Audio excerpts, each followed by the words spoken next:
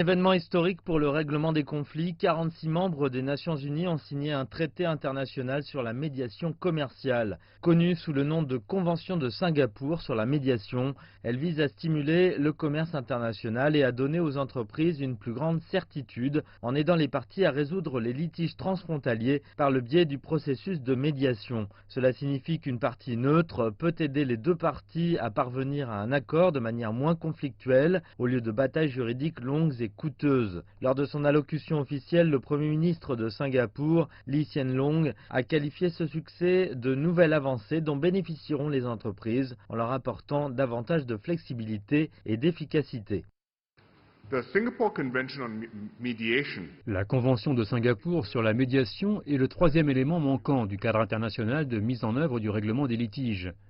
Les entreprises bénéficieront d'une flexibilité, d'une efficacité et d'une réduction des coûts accrus, tandis que les États pourront améliorer l'accès à la justice en facilitant l'application des accords de médiation.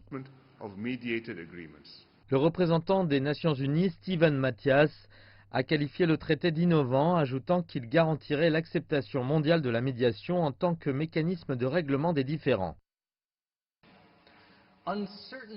L'incertitude entourant l'application des accords de règlement constituait le principal obstacle au recours accru à la médiation.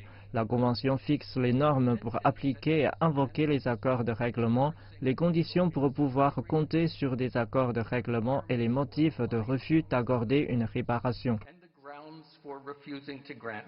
Les experts en résolution de litiges ont fait écho aux sentiments de Stephen Mathias, affirmant que la Convention encouragerait le recours à la médiation, en particulier dans les pays asiatiques où elle existe depuis des siècles comme moyen de règlement.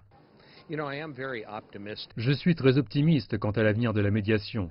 Je pense qu'il est extrêmement impressionnant que nous ayons eu autant de signataires à la Convention le jour de son ouverture. Cela augure bien pour l'avenir de ce texte et de l'appui général au concept de règlement négocié des accords.